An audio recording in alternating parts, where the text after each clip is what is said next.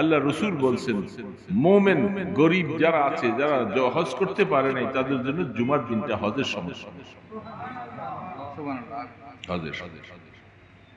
এই জন্য জুমার দিনের কিছু নীতিমালা আল্লাহ পাক বলে দিয়েছেন।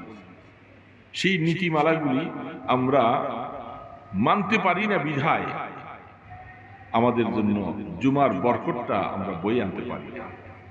আল্লাহ পাক বলতেছেন যখন জুমার দিন আজান হবে, এখন যে আজানটা আমাদের দেশে মিম্বরে বা মুয়াজ্জিন আজান দিচ্ছেন, এই আজানটা রাসূল করিম সাল্লাল্লাহু আলাইহি সাল্লামের জামানায় এই আজানটা ছিল। রাসূলের জামানায় একটা আজান ছিল, তখন মানুষের সংখ্যা ছিল কম।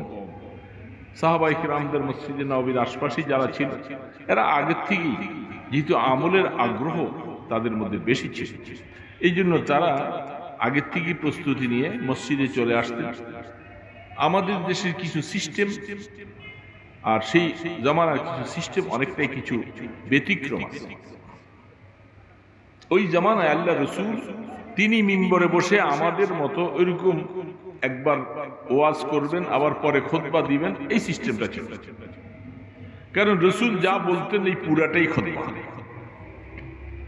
আল্লাহ রসুলের জীবনে যা কথায় সবগুলি হাদিস, কেবল হাদিস না। এখন আল্লাহর হাবিব তিনি সেই প্রয়োজন নাই যে আগে কিছু সময় বসে তাদেরকে কিছু দিনের কথা বলবে, পরে আবার সময় দিবে আবার বলবে, সেটা ওই জামানায় প্রয়োজন ছিল না। যার কারণে আল্লাহ রসুল আইসা কিছু নফল মুস্তাহাব সুন্নাত যেগুলি পড়ার দরকার পড়তেন, বাসার থেকে পড়ে আসতেন। মিম্বরে আইসা বসার সাথে সাথে হাদিসের মধ্যে আল্লাহ রসুল বলছেন ইজা সাআদাল ইমাম আলাল মিম্বার ফালা সালাতা ওয়ালা কালাম। রাহমাতুল দু আলম বলছেন ইমাম যখন মিম্বরে বসবে তখন আর কোনো নামাজ চলবে না, কোনো দোয়া দুরুদ চলবে না, কথাবার্তা চলবে না, সম্পূর্ণ নিষেধ করে দেওয়া হবে। বুঝতেছেন কথাটা বাবা? সম্পূর্ণ জিনিস হারাম করে দেওয়া। ফালা সালাতা ওয়ালা কালাম। এই জন্য তখন আল্লাহ রসুল মিম্বরে যাইয়া বসলেন, খুতবা পড়লেন। এক জামানায় তো মিম্বর ছিল না মদিনা শরীফ, মসজিদে নববীতে মিম্বর ছিল না। উসমান গনি রাদিয়াল্লাহু তাআলার জামানায় সুন্দর মিম্বর হয়েছে। রাসূলের জামানায় পরামর্শ হলো, উসমান গনি রাদিয়াল্লাহু তাআলা আনহু আয়েশা বললেন ইয়া রাসূলুল্লাহ, যদি আপনার জন্য একটা মিম্বর বানিয়ে দেই। রাসূল বলেন বানাইতে পারবে, তোমাদের ইচ্ছা। আল্লাহর হাবিব তিনি একটা গাছের সাথে হেলান দিয়ে খুতবা পড়তেন, আর খুতবা দাঁড়িয়ে পড়াটাই হলো নির্দেশ, সুন্নাত। অসুস্থ ব্যক্তি হলে, ইমাম সাহেব অসুস্থ হয়ে গেলে, যিনি সুস্থ আছেন তিনি দাঁড়িয়ে খুতবা দেন। এখন রাসূল দাঁড়িয়ে খুতবা দিতেন। খুতবার জন্য আমাদের দেশে যেরকম এখন লিখিত খুতবা পড়া হয়, পাঠ করা হয়, রাসূলের জন্য কি এগুলি দরকার ছিল? আল্লাহ রাসূল তো নিজেই তো খুতবা বানানোওয়ালা সবকিছু, তার জন্য ওরকম প্রয়োজন ছিল। এখন আল্লাহর হাবিব খুতবা দিতেন দাঁড়িয়ে, সাহাবায়ে কেরামদের উদ্দেশ্য করে দ্বীনের এক একটা তালিম দিতেন, শিক্ষা দিতেন, কিভাবে কি করবে এগুলি দিক নির্দেশনামূলক আলোচনা করতেন। তো যখন মিম্বর তৈরি হলো, সেই মিম্বরটার থেকে যখন রাসূল ওই হেলান দেওয়া গাছটা, কোন কোন রওয়ায়েতে লেখে এটা খেজুর গাছ ছিল। খেজুর গাছটা ছিল উপরে, ডালা পাকনা উপরে উঠে গেছে। কারণ মসজিদে নববী তো আমাদের দেশের মধ্যে এরকম ছাদ ছিল, খেজুর পাতার ছেনি দিয়া মাটি দিয়া লেপে দিয়েছে, বৃষ্টি আসলে পানি পড়ে। এখন সেই খেজুর গাছ থেকে যখন রাসূল মিম্বরে বসে যখন খুতবা দেওয়া শুরু করলেন, রাসূল মিম্বরে বসার পরে দেখা যায় উটের বাচ্চার যেরকম কান্দে এরকম করে কান্নার আওয়াজ আসে। আল্লাহ রাসূল চতুর্দিকে তাকাইলেন, এখানে তো উটের বাচ্চা আসার কথা না, এই কান্না কোত্থেকে আসে? পরে তাকেই দেখতেছেন এই খেজুর গাছটা, এটা বিয়ে বিয়ে সে তার থেকে কান্না চিৎকার আসতেছে, আর বিয়ে বিয়ে পানি ঝরতেছে। এটা খেজুর গাছ, সে কিছুই বুঝে না। কিন্তু আল্লাহ রসুলের বিচ্ছেদ, রসুল যে তার সাথে হেলান দিয়ে খুতবা দিতেন, এটা তার ভিতরে এমন ভাবে এফেক্ট করেছে, খেজুর গাছ হওয়ার পরেও সেও রসুলকে চিনছে। রসুল আজকে আমার থেকে দূরে সরে চলে গেলেন। আল্লামা রুমি বলতেছেন, উস্তুনে হান্নানা আজ হিজরে রসুল না লামি জাদা হামচো আরবাবে উকুল। এই উস্তুনে হান্নানা একটা লাঠি গাছ, খেজুর গাছ, এটা রসুলের বিচ্ছেদ বিরহের কারণে সহ্য করতে পারে নাই। সে মানুষের মতো চিৎকার দিয়ে কান্না শুরু করেছে। আল্লাহ রসুল মেম্বর থেকে নেমে খেজুর গাছটার মধ্যে হাত রেখে রসুল মুছে দিয়েছে। খেজুর গাছ, বুঝছি আমি তুমি আমার বিচ্ছেদের কারণে তুমি কাঁদতেছ, তোমার ভিতরে সে একটা অনুভূতি চলে আসছে। আফসোস লাগে, কথা কি বলবো, কাকে বলবো। আজকে রাস্তায় ঘাটে আমার ভাই বন্ধুদের অভাব নাই। রসুলের উম্মত হয়ে আজকে মুসলমান হলাম। রসুলের জন্য এই মায়ার 1000 ভাগের 1 ভাগ মায়া আমার মানুষ হওয়ার পরে আমরা করতে পারিনি। কি বলেন, করছি? সেই মায়া আছে না? কিসের মায়া? আমাদেরকে আল্লাহ দুনিয়া করতে পাঠাইছে, বেচা কিনা করতে পাঠাইছে, সংসার বিল্ডিং বানাইতে পাঠাইছে। আমাদেরকে কি রসুলের কথা শুনতে, রসুলের জীবন আলোচনা করতে কি আমাদেরকে পাঠাইছে? মুসলমান করতে থাকে। একটা গাছ রসুলের বিচ্ছেদ সহ্য করতে পারে। রসুল গাছটাকে মুছে দিচ্ছে, কান্না বন্ধ হয়ে গেল। পেয়ারা নবী সাল্লাল্লাহু আলাইহি সাল্লামের হাত যখন তার মধ্যে পৌঁছলো, সাথে সাথে তার কান্না বন্ধ হয়ে গেল। রসুল বললেন, গাছটা তো আমার প্রেমে আসক্ত হয়েছে। এই সাহাবারা, তোমরা গাছটাকে উঠাও, উঠাইয়া এটাকে জান্নাতুল বকিতে দাফন করে দাও। সুবহানাল্লাহ। মানুষের মতো তাকে সেখানে দাফন করো। এবং আমি আল্লাহর কাছে দোয়া করব, এই গাছটাকে কিয়ামতের ময়দানে আল্লাহ জান্নাতের একটা গাছ বানিয়ে দিবেন। সুবহানাল্লাহ। দেখছেন, রসুলের মায়ার কারণে, রসুলের সাথে তার সম্পর্ক হওয়ার কারণে সে কিয়ামতের ময়দানে জান্নাতের গাছ হবে। আর আমরা রসুলের উম্মত, কলেমা পড়েছি, রসুলের নামের উপরে আমরা দুরূদ পড়েছি, রসুল চিনি না। 100 বছর পরে তো রসুল কি চিনবো? আর মুসলমানের সন্তানের কাছে তো নামাজই নেই। বাজারে কতজন মানুষ নামাজ পড়ে? আমার আওয়াজ, মাইকের আওয়াজ যাচ্ছে বাজারে অনেক ভাইদের কানে। তোমাদেরকে শুধু দুনিয়া করতে, বাজার করতে আল্লাহ পাঠাইছে। এই দোকান তো দোকানের জায়গায় পড়ে থাকবে, তুমি পট করে চলে যাবে। এই দোকানে তোমার বাবা দোকানদারি করেছে, এখন তুমি করতেছো, আবার তোমার ছেলে করবে। অপেক্ষা থাকে। তো উস্তুনে হান্না সেখানে দাফন করে। তো বলতেছিলাম, আল্লাহ রসুল ওই জামানায় সাহাবায়ে কেরাম আগের থেকে প্রস্তুত ছিল। জুমার আযান যখন খুতবা পড়ার সময় হতো, তখন মুয়াজ্জিন আল্লাহ রসুলের সামনে দাঁড়িয়ে আযান, আযানটা মিম্বরের সামনে হতো। দূরও যদি হয় ঠিক সোজা বরাবর হতো।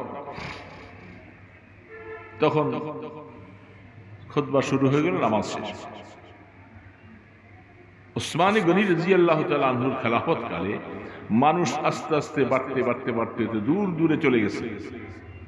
আমাদের সমাজে এই কোনাবাড়ি এলাকায়, কোনাবাড়ি না কোনাপাড়া, কোনাপাড়া, সব জমিন, ধানের জমিন, জঙ্গল, এগুলি ছিল না সব? হ্যাঁ, এখানে 1% জায়গা কিনে না মানুষই ছিল না তখন। এখানে জায়গা কিনে কি লাভ, তাই না? আর এখন এখানে 1% জায়গার দাম কত, কয় লাখ? হ্যাঁ, 1 কোটি, কি বলেন, তাই না? 1 কোটি টাকা। তার মানে টাকার কোনো মূল্যই নেই। টাকা তো কি হয়ে গেল? মানুষ বাড়ছে, বিল্ডিং বাড়ছে, জায়গার দাম বাড়ছে, মানুষের দাম একেবারে কমে গেছে। কি বলেন, ঠিক না বেঠিক? মানুষের দাম কমে গেছে। কারণ মানুষ দামি হওয়ার জন্য যে কাজটা করা দরকার ছিল, মানুষ সেই কাজ ছেড়ে দিয়েছে। এই জন্য সাহাবায়ে কেরামদের জামানায় মানুষ আস্তে আস্তে মদিনা শরীফের জায়গায় হয় না, সময় হয় না, একটু দূরে দূরে চলে গেছে। এখন জুমার দিন মিম্বরের সামনে নামাজের আগে আজান দিলে দূর থেকে আইসা অনেকে পারতেছে, কি করা যায়? তখন সাহাবায়ে কেরাম পরামর্শ বসলেন, আগে একটা আজান দেওয়া হোক, কিছুক্ষণ আগে ওই আজানটা শোনার পরে সাহাবারা প্রস্তুতি নিয়ে জুমা চলে আসবে, এরপরে খুতবার সময় আজান দিবে, নামাজ শুরু। এই কথার মধ্যে সাহাবায়ে কেরামদের ইজমা হয়েছে। এই জন্য ইজমা শরীয়তের একটা দলিল, কোরআন হাদিস ইজমা। এই দলিল ভিত্তিক সাব্যস্ত হয়ে গেল জুমার নামাজের আগে এতক্ষণ সময়ের ভিতরে আজানটা দিবে যেন একজন মুসল্লি তার জুমার প্রস্তুতি নিতে যতক্ষণ সময় লাগে, গোসল, উযু, ইস্তিনজা, কাপড় চোপড়গুলি পরিষ্কার করতে যতটুকু সময় লাগে এতক্ষণ আগে আরেকটা আজান দেওয়া হোক। এখন আমাদের দেশে আমরা নামাজ পড়ি 1:30টায় বা আরো একটু পরে। আমাদের দেশে কিছু কিছু মসজিদে আজান দেয় ঠিক ওই 12টা 1-এ 2-এ, অনেক লম্বা সময়। এটা মাসালাগত দিক থেকে একটু অসুবিধা আছে, কারণ যেহেতু আমাদের দেশে আমরা আউয়ালে ওয়াক্তের মধ্যে নামাজ পড়ি না, আমাদের হানাফি মাযহাব অনুযায়ী আমরা মধ্যম সময়টার মধ্যেই নামাজ পড়ি। আরব দেশে নামাজের সময় হওয়ার সাথে সাথে তারা নামাজ পড়ে, আর আমরা আমাদের দেশে একটু গৌণ করে পড়ি। সেই হিসাবে আমাদের দেশে জুমার আজানটা কমপক্ষে খুব খেয়াল করে দেওয়া দরকার, যে আমি যে আজানটা দিয়ে দিলাম মুসল্লিদের তো সব কাজ কারবারকে হারাম করে দিলাম, সে তো বুঝে না। কারণ আল্লাহ পাক বলতেছেন, ওই ফাইজা নুদিয়া লিসসালাহ মিন ইয়াউমিল জুমআহ ফাসআউ ইলা যিকরিল্লাহি ওয়া যারুল বাই। আল্লাহ পাক বলছেন যখন জুমার দিন আজান দেওয়া হয়, এই আজানের দ্বারা এখন ওই আজান যেটা এখন আমাদের দেশে খুতবার আজানের আগে যে আজানটা দেওয়া হয়, এই আজানটা যখন দিবে এরপরে দুনিয়ার কোনো মানুষ বেচাপট করতে পারবে। আল্লাহ পাকের কুদরত দেখছেন কি সুন্দর আয়াত, ওয়া যারুল বাই। আল্লাহ পাক বলছেন বেচা বন্ধ করে দাও। কি বন্ধ করো? বেচা বন্ধ করে দাও, খরিদ বন্ধ করো। আল্লাহ বলেন, বড় আজীব কথা, বেচা বন্ধ করে দাও। কেন? বাজারের মধ্যে যদি দোকানগুলি, মার্কেটগুলি যদি সব বন্ধ থাকে, খরিদ্দার আসবে? খরিদ্দার আসবে? একজন খরিদ্দারও আসবে না, কারণ জানে যে এই সময় মার্কেট বন্ধ, দোকান বন্ধ, আসবে না। এই জন্য আল্লাহ পাক বলে আমি বেচা বন্ধ করে দিতে বলছি। এ ব্যবসায়ীরা, বিজনেওয়ালারা, জুমার দিনে আজান যখন হবে তারপর থেকে তোমাদের বেচা, তারপরে যাইয়া তোমরা কিনবা করতে গিয়ে দোকানিতে বন্ধ। যারা ওই সময় বেচা বিক্রি করে যা উপার্জন করবে, কামাই করবে, জুমার আজানের পরে এটা তোমার জন্য হারাম হয়ে যাবে, নাজায়েজ হয়ে যাবে। মুসলমানরা কোরআন বুঝে না, মুসলমানরা কোরআন চিন্তাও করে না। সে মনে করতেছে এই সময় আমার ব্যবসা বেশি হবে, লাভ বেশি হবে। অনেকে হয়তো দোকান বন্ধ রাখছে জুমার ব্যস্ততায়, আর এই সুযোগে আমি দোকানটা খুলে রাখলে কাস্টমার সহ আমার এখানে চাপ কি, তাই না? এরকম পলিসি মুসলমানদের মধ্যে আছে না নাই?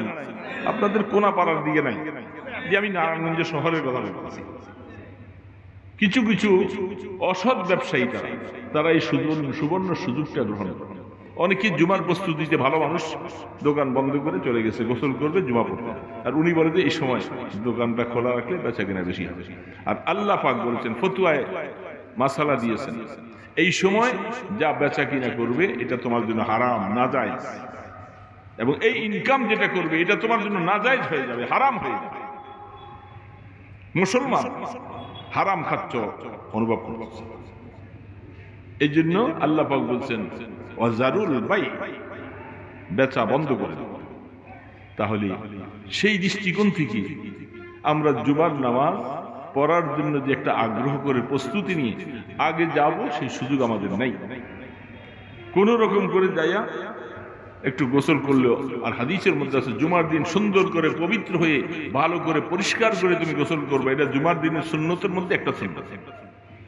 সুন্দর কাপড় পরে, পরিষ্কার কাপড় পরে, পবিত্রতা হয়ে ওযু করে গোসলটা সুন্দরভাবে করবে, তাইলে করে তাড়াতাড়ি জুমার কাজে দিয়ে যাবে। মসজিদের মধ্যে সবার আগে যাওয়ার চেষ্টা করো।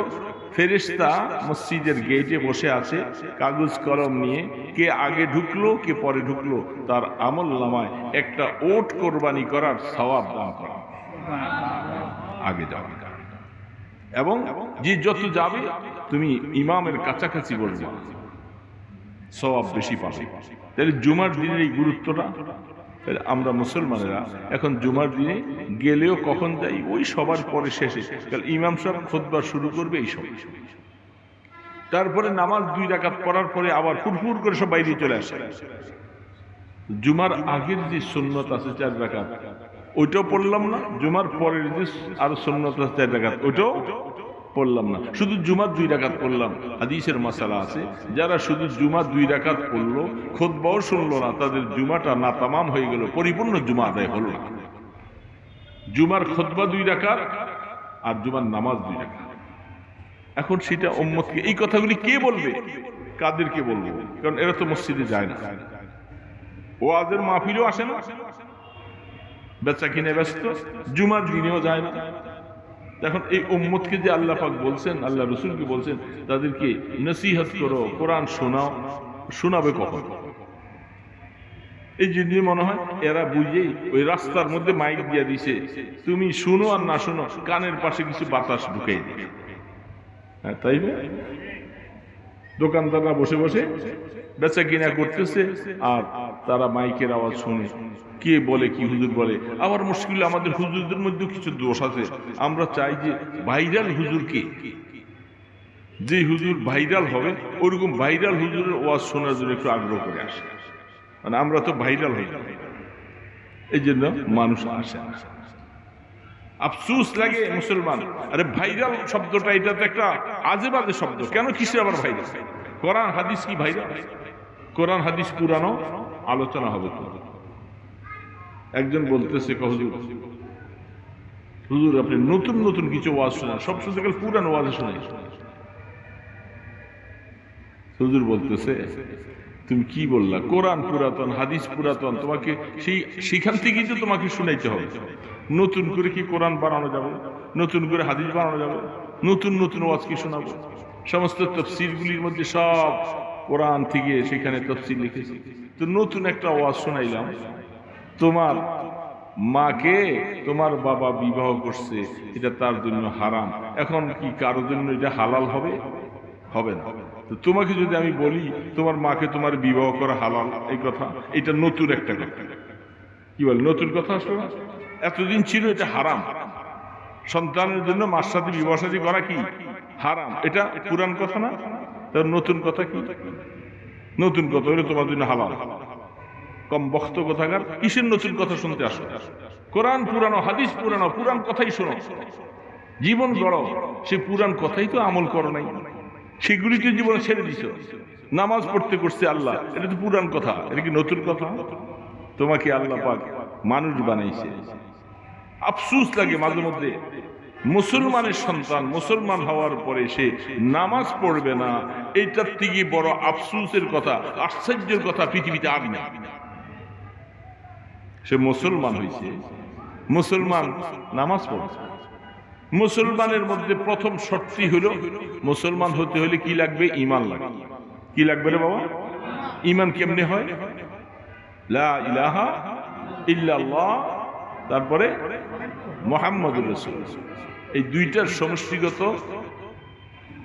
ঈমান। এখন আপনি লা ইলাহা ইল্লাল্লাহ পড়ছেন, এটার অর্থ তো বুঝলেন না, মুহাম্মাদুর রাসূলুল্লাহ বুঝলেন না, কলিমাটাও শুদ্ধ করে জানে না মুসলমানের সন্তান। আছে না এরকম? লা ইলাহা ইল্লাল্লাহ কলেমা পড়তে যান। এখন আপনি যে লা ইলাহা ইল্লাল্লাহ পড়ছেন, এটার কি অর্থ? আল্লাহ ছাড়া কোনো মাবুদ নেই, এটা যে আপনি শুনলেন, তার মানে বিধানদাতা, শান্তিদাতা, রিজিক দাতা, ইজ্জতের মালিক, বেইজ্জতের মালিক, সব কিছুর মালিক আল্লাহ আমি স্বীকৃতি প্রদান করলাম, আমি লা ইলাহা ইল্লাল্লাহ বলছি। আর মুহাম্মদুর রাসূলুল্লাহ, আমার জীবনের যা কিছু করব সব রসুলের নির্দেশিত পথে, রসুলের তরিকায় করব। তো আপনি কি রসুলের তরিকায় করতেছেন? নামাজ ছাইরা যে আপনি ব্যবসা করতেছেন, আপনাকে কি আল্লাহ এটা বলছে? নামাজ ছাইরা আপনি ফ্যাক্টরিতে কাজ করতেছেন, বিল্ডিং বানাইতেছেন, সব কিছু করতেছে, নামাজ নাই। আল্লাহ পাক বলতেছে ঈমানের পরে প্রথম শর্ত হলো একজন মানুষ সে মুসলমান হলো কি না হলো এটার বহিঃপ্রকাশ করার জিনিস হলো আসসালাতু আলা মিকাতিহা। বুখারী আলাইহি রাহমা হাদিস বয়ান করতেছে সময় মতো নামাজ আদায় করা, ওয়াক্ত মতো নামাজ আদায় করা, এটা হলো সবচেয়ে উত্তম আমল। এখন মুসলমানের মধ্যে কিছুই কিছু পাওয়া যায়, সমাজ, রাজনৈতিক, গল্পগুজব, ইতিহাস, বক্তৃতা সব কিছুই আছে। মুসলমানের মধ্যে এখন নামাজ সবচেয়ে বেশি অধপতন হয়েছে, মুসলমান নামাজ ছেড়েছে। বাজারে ঘুরে দেখেন, এই বাজারটার মধ্যে রাস্তাটায় হাজার হাজার মানুষ মাগরিবের সময়, আসরের সময়, জোহরের সময় হয়তো অনেকে বাসায় থাকে, আসর, মাগরিব, ঈশা এই নামাজগুলির সময় যে চলে যায়, অথচ মিম্বরে মিনারে কিন্তু আজান হচ্ছে, আল্লাহু আকবার আল্লাহু আকবার আজান হচ্ছে, আজান কানে শোনা যায়। আজানের জবাব দেনওয়ালা মুসলমানের সংখ্যা নাই বললে চলে। আজানের জবাব দুই রকম, একটা জবাবে ফেইলি, একটা জবাবে কৌলি। আপনি আজানের জবাব শোনার পরে মুসলমান সাথে সাথে মুয়াজ্জিনের আজানের শব্দগুলি আপনিও উচ্চারণ করবেন। কি করতেছি আমরা? এর মুসলমান বাবাজিরা করতেছি। কোথায় চলে যাচ্ছে, কোথায়? ওইটা মিনারে আজান হচ্ছে, আমার কি? রাসূল বলছেন যখন আজান হয়, আজানের শব্দগুলি যখন শুনবা, মুয়াজ্জিন যা বলে তুমিও তাই বলো। শুধু ইল্লা হাইয়ালাতাইন, শুধু হাইয়ালাস সালাহ আর হাইয়ালাল ফালার মধ্যে তুমি বলবা লা হাওলা ওয়ালা কুওয়াতা। কি আমরা পড়ি? আজানের জবাবগুলি দেই বাবা? কি রে বাবা মুসলমান বাবা, দেই? খবরই নেই। এটা হলো জবানের উচ্চারণে আজানের জবাব। রাসূল বলছেন যারা আমার আজান শুনবে, আজান শুনবে, আজানের জবাবগুলি দিবে, নামাজ পড়বে, আর শেষে এই দোয়াটা পড়বে, কিয়ামতের ময়দানে আমি তার জন্য সুপারিশ করব। কিন্তু আফসোস, মুসলমানের সামনে আজান হয়ে যায়, মুসলমান কোনো গুরুত্বই নেই। আজান দিল না কি হলো? আর হিন্দুদের উলু উলু ধ্বনিতে তো তারা অনেক সময় ছুটে মন্দিরের দিকে ছুটে, আর তুমি যে তোমার আজান দিল, আল্লাহর আহ্বান করলো, তুমি তো তোমার দোকান ছেড়ে মসজিদে যেতে পারলাম? তোমাকে ডাকতে হচ্ছে হাইয়া আলাস সালাহ, হাইয়া আলাল ফালাহ, তোমাকে ডাক কিসের? আসো মুসলমান, দোকান ছাড়ো, এই মুহূর্তে ব্যবসা ছাড়ো, ছেড়ে তুমি কামিয়াবির দিকে আসো, নামাজের দিকে আসো। মুয়াজ্জিন তোমাকে দাওয়াত দিতেছে। এই দাওয়াত, এই আজান আল্লাহ রাসূল দিয়েছেন, সে আজান দিয়ে যাচ্ছে, মুসলমানের কর্ণ কুহুরেও যায় না। হিন্দু বেচারা বসে রয়েছে, তুমিও বসে রয়েছে।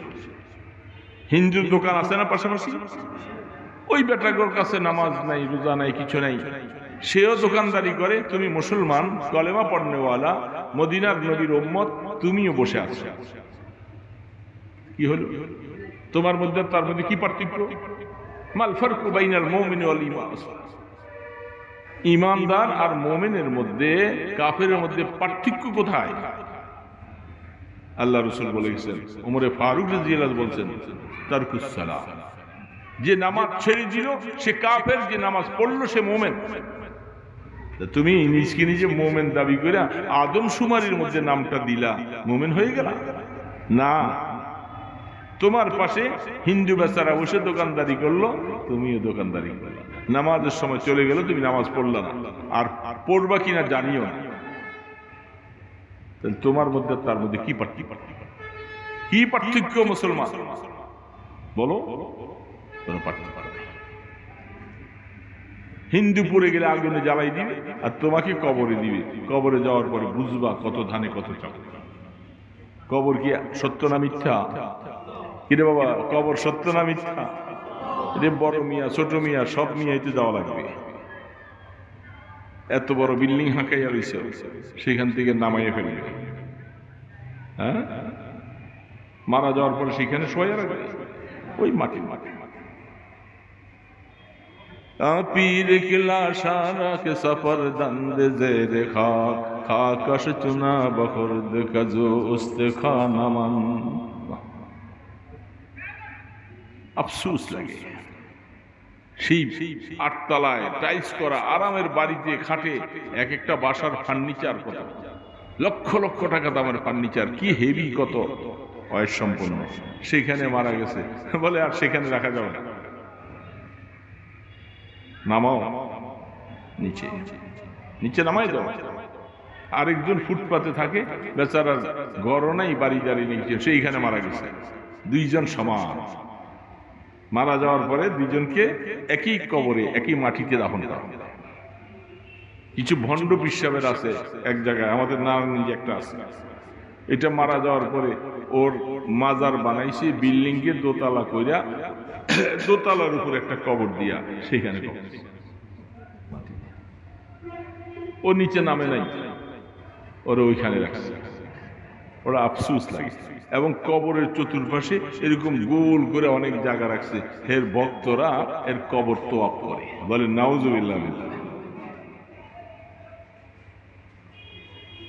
কি যে পানিশমেন্টটা হইতেছে তোমাদের বাবার উপরে, আল্লাহ রসুল বলে গেছে বাবার খবর হয়ে যাবে।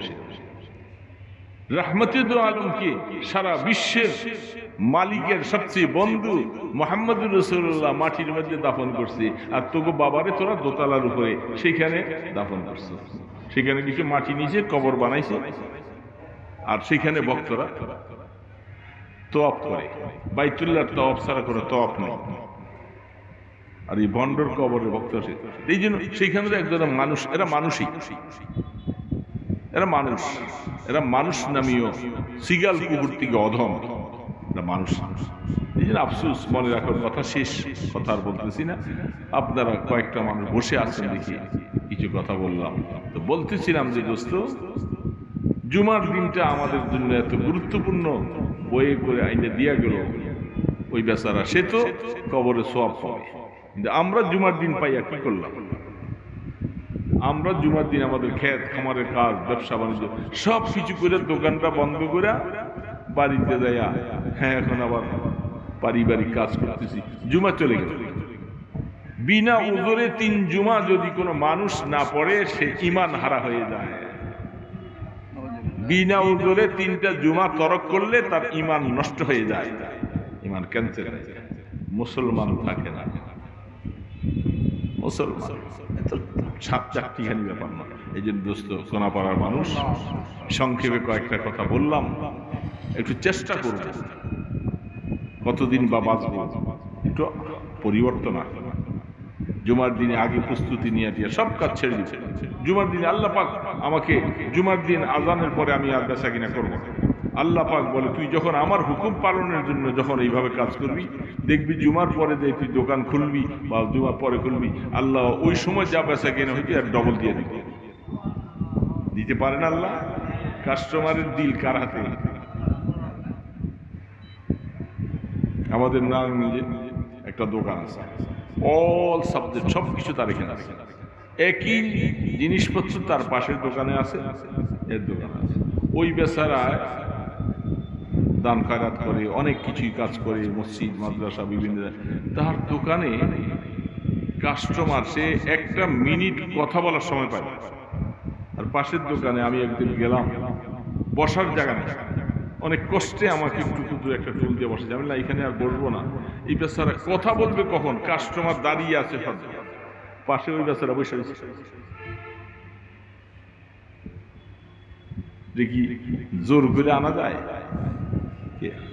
ওই উপরওয়ালা বলে, তুমি এখান থেকে খরিদ করো, তুমি জুমার দিনে আল্লাহ হুকুম পালন করার জন্য গুরুত্ব দিয়ে তুমি দোকান বন্ধ করে দাও। ভাই আমি এখন বেচা কিনা করি, সব শেষ, আমি গোসল টোসল করে মসজিদে আগে যাবো।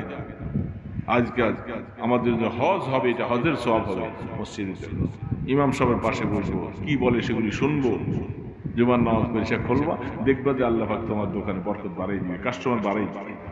এই একই না বিশ্বাস রেখে চলো, দেখবা আল্লাহ তোমার কামাই রোজগার মধ্যে বরকত দিয়ে দেবে। করবো না ইনশাআল্লাহ? কথা আর লম্বা নয়, কথা শেষ। আপনারা কয়েকজন বসে আছেন, তো শুকর আদায় করছি, হাজারো ব্যস্ততার মাঝে আসছি। এই যে আরেকটা শেষ কথাটা বলে দিচ্ছি, এখন আর তাদেরকে শোনানোর মতো নাই। এরা মনে চাচ্ছিল ওই সময় মাইক পাইলে ওই সময় তাদেরকে মাইক দিয়ে শুনাইতাম, এখান থেকে গাড়িটা নিয়ে এই জায়গাটা পার হয়ে যেতে অনেক সময় রাস্তাটা জ্যাম, অনর্থক রাস্তাটাকে জ্যাম করে রাখছে। কিভাবে? আপনার একটা লাইন পড়ছে, 3 লাইন অটো সিএনজি, এরা 3 লাইন হয়ে যায়, ওই পাশের গাড়িগুলি এদিকে পাস না হলে জ্যাম ছুটবে। আপনারা জ্যাম পড়ে গেল, আপনারা সবাই আগে যাবেন গা, লাইনটা ক্রস করে আগে যাইয়া রাস্তার মুখ বন্ধ করে দিলেন। এখন কোনো দিকে কোনো গাড়ি যাইতে পারে না, মানুষ বসে বসে, রুগী কষ্ট পায় এইভাবে। অথচ ইমাতাতুল আযা আনিত তারিক, ইমানের 72টা 73টা আলামত আল্লাহ রাসূল বলছেন, সর্বশেষ জিনিস হলো রাস্তার থেকে কষ্টদায়ক জিনিস সরাইয়ে দাও। মানুষ কষ্ট পায় এমন কাজ রাস্তায় করবে না। যারা মানুষকে রাস্তার মধ্যে এইভাবে যানজট করে, যে সমস্ত অটোওয়ালা, সিএনজিওয়ালা,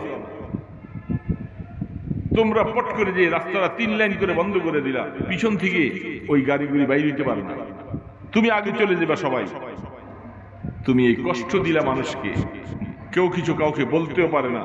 এখানে আধা ঘন্টা সময় তার চলে গেল, তার অফিস টাইম চলে গেল, রুগীকে দেখতে যাবো সেটা চলে গেল, রুগী নিয়ে হাসপাতালে পৌঁছতে পারলো না। এই যে কষ্ট তুমি দিলা, মনে রাখবা তোমার ইমান পুরাপুরি হয় নাই, তোমার ইমানের মধ্যে নোকসান হয়ে গেছে। দোস্ত, কে বুঝাবে তোমাকে? আশ্চর্য, আমাদের নারায়ণগঞ্জ ডিআইটি থেকে চাষারা শহরটা, চাষার জায়গাটা পার হইতে 1 ঘন্টা সময় লাগে, শুধু মিশুক আর অটোওয়ালাদের দাম। সারা শহর ভর্তি রুগী, ওইখানে মারা যায়, অ্যাম্বুলেন্স দিয়ে নিতে পারবে। এই জন্য রাস্তায় যারা এইভাবে করে মানুষকে কষ্ট দিচ্ছেন, আপনি একটু আল্লাহর দিকে খেয়াল করেন যে আমি কেন এইভাবে কষ্ট দিচ্ছি। আমি সিরিয়াল মতো থাকি, একটা লাইন ক্লিয়ার রাখি, ওই গাড়ি দিয়ে চলে যাবে, তাহলে রাস্তাটা জ্যাম ছুটে যাবে। আপনি 3টা লাইন করে আইসা, পিছন থেকে আইসা ওভারটেকিং করে রাস্তাটা বন্ধ করে দেবেন। এই শ্রমিক ভাই, আপনাকে কে বুঝাবে? বিদেশের মতো হতো তাহলে পুলিশের বাড়ি খেতে তার সোজা হইত, কারণ সে আইন নেই, কানুন নেই। আপনি তো মুসলমান, আপনার দিলে কথা, আল মুসলিমু মান সালিমাল মুসলিমুনা মিন লিসানি ওয়া ইয়াদিহি, মুসলমানকে কষ্ট দেওয়া হারাম, জায়েজ নেই। কত মানুষকে কষ্ট দিচ্ছেন। এই জন্য মুসলমান কাকে বলে এটা এখনো চিনলামই, বুঝলামই। আল্লাহ পাক আমাদেরকে একটু বুঝবার তৌফিক দান করেন। اللهم صل على محمد وعلى آله وأصحابه وسلم. بسم الله الرحمن الرحيم. أم حسبتم أن تدخلوا الجنة ولما يأتكم مثل الذين من قبلكم مستهم البأساء والضراء وزلزلوا حتى يقول الرسول والذين آمنوا معه متى نصر الله ألا إن نصر الله قريب. একটু দুরূদ শরীফ পড়ি। اللهم صل على محمد وعلى آله وأصحابه وبارك وسلم. اللهم صل على محمد وعلى آله وأصحابه وبارك وسلم. اللهم صل على محمد وعلى آله وأصحابه وبارك وسلم. শুক্রবার দিনটা তো ছুটির দিন হয়েছে, সমস্ত ব্যস্ততাগুলি শুক্রবারে চলে আসে। সপ্তাহে অন্যান্য দিনে কেনাকাটা ইত্যাদি সব কিছু করা যায় না, শুক্রবারে আমরা ব্যস্ত। অথচ আল্লাহ পাক কি বলছেন? শুক্রবার সম্পর্কে কোরআন আমাদের সূরা জুমার মধ্যে আয়াত আছে,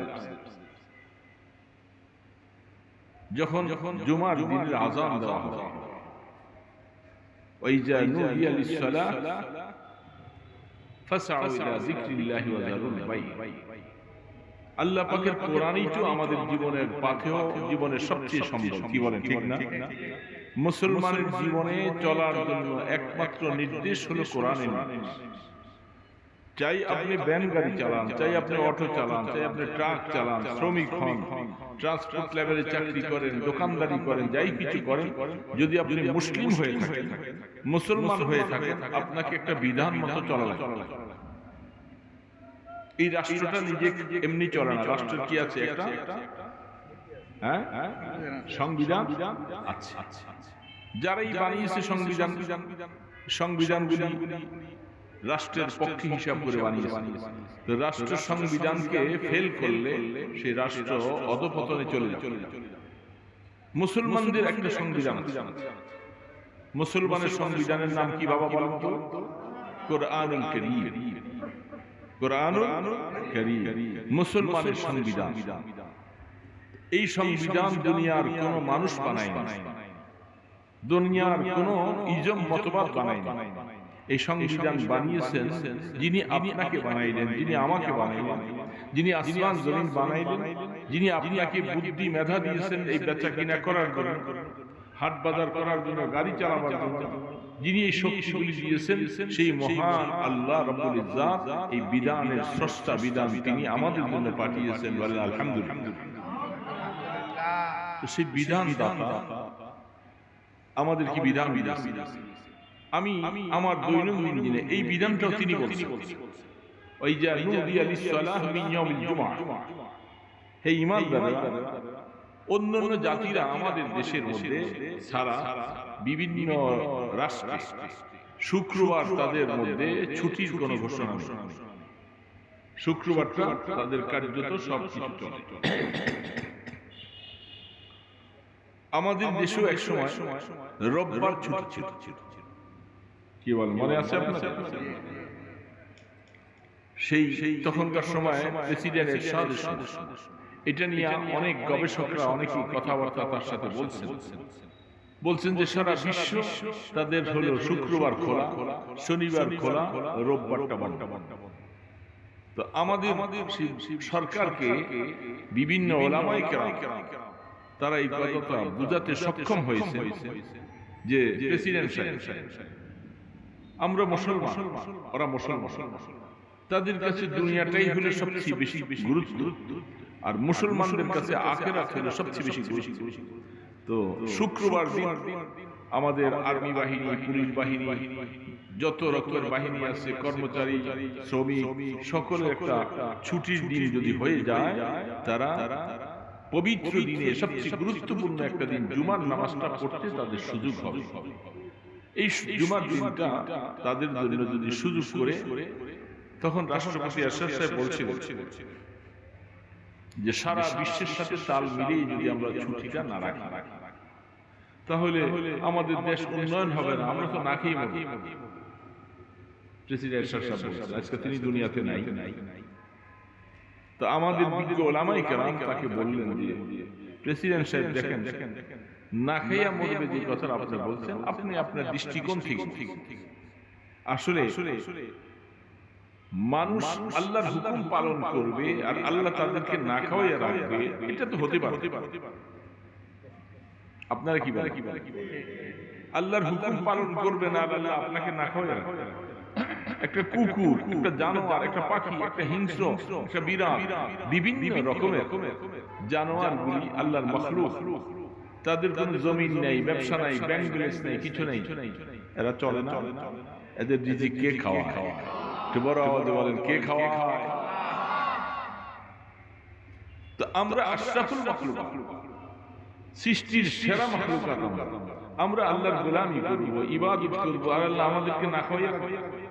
এটা আল্লাহর জাতির উপরে কখনো এই ধারণা করেই যায়। আল্লাহ নিজেই বলতেছেন রিজিকের ফয়সালা আসমানে, কোরআন বলতেছেন রিজিক আসমান থেকে ফয়সালা হয়, জমিন থেকে না। আমরা জমিনে যত কিছু দেখতেছি, মেইল, ফ্যাক্টরি, ইন্ডাস্ট্রি, ধান, চাউল যা কিছু হচ্ছে, জমিনে উৎপাদন দেখতেছেন আপনি, ফয়সালা আসমান থেকে। এটা আল্লাহ বলছেন ওয়াফিস সামাই রিজকুকুম ওয়া মা তুআদুন, আসমানে তোমাদের রিজিকের ফয়সালা। কি রিজিক দিব আমি, কি হালাত দিব, কতটুকু উর্বর হবে জমিন, কতটুকু তোমার ব্যবসা ভালো হবে, কি হবে, সব কিছু সিদ্ধান্ত হয় আসমান। তো যে আসমানের মালিক, যিনি আসমানের রিজিকের ফয়সালা করেন, আমরা জুমার নামাজ আদায় করতে যাইয়া অন্যান্য দেশের সাথে আমাদের মিল হবে না, এই জন্য আমরা না খেয়ে মরবো, এটা আপনার এই যুক্তিটা আসলে আপনি প্রেসিডেন্ট মানুষ যুক্তি দিয়েছেন, তবে যুক্তিটা ঠিক আছে। আপনি মন্ত্রী পরিষদে এটা একটু বিশ্লেষণ করেন, চিন্তা ভাবনা করেন। আলহামদুলিল্লাহ, চিন্তা করতে করতে অনেকের রায় পরামর্শ আসছে। মন্ত্রী পরিষদে যারা ছিল ম্যাক্সিমামই তো মুসলমান, কি বলে মুসলমান। সেই মুসলমানরা চিন্তা করছে আমরা জুমার নামাজ অনেকে পড়তে পারি, আমাদের চাকরি ডিউটি চলতে থাকে, অনেক সময় অফিস আদালত সামান্য সময় ছুটি দেওয়া হয়, আশপাশে মসজিদ অনেক দূরে যাওয়া যায় না, বিভিন্ন দিক থেকে আমাদের অনেক সময় জুমাটা ছুটি। আর মুসলমানের জন্য সবচেয়ে শ্রেষ্ঠ দিন হলো জুমার। সাইয়্যিদুল আইয়াম ইয়ামুল জুমআ, তো সবচেয়ে শ্রেষ্ঠ দিন হলো জুমার। সেই জুমার দিনে আমরা আল্লাহকে ভুলে গেলাম, আমরা বাধ্য হয়ে গেলাম জুমা বাদ দিয়ে দুনিয়ার কাজে ব্যস্ত। এটা তাদের মাথায় আসছে, আস্তে আস্তে আস্তে আস্তে বিভিন্ন রাষ্ট্রের সাথে তালমিল মিলিয়ে চিন্তা ভাবনা করতে দেখলেন প্রেসিডেন্ট সাহেব জুমার দিনটাকে ছুটি ঘোষণা করছেন। আলহামদুলিল্লাহ, এই লোকটা ভালো কাজ করেছে। কি করেছে না করেছে তার জীবনে সেগুলি দেখবো না, এমন একটা কাজ করেছে যেটা প্রশংসনীয়, যেটা সেই পুরস্কার আল্লাহ পাকের কাছ থেকে পাওয়ার যোগ্য রাখে। আমরা এখন চাকরিজীবীরা, শ্রমিকেরা আমরা জুমার নামাজটা সুন্দরভাবে পড়তে পারি। এখন জুমার দিনের জন্য আলহামদুলিল্লাহ আমাদেরকে সুযোগ করে দিই, ছুটি হটি পাশে আবার এখন কি হলো, এখন শনিবারও ছুটি আছে। যাই হোক, সেদিকে আমি যাচ্ছি না, আমি জুমার কথাটা বলতে যাই কথা বলছি। জুমার দিন আল্লাহ পাক শ্রেষ্ঠ দিন দিয়েছিলেন। আমাদের মুসলমানেরা সকলে হজ করতে পারে, সবাইকে সে অর্থ আল্লাহ পাক দেন না।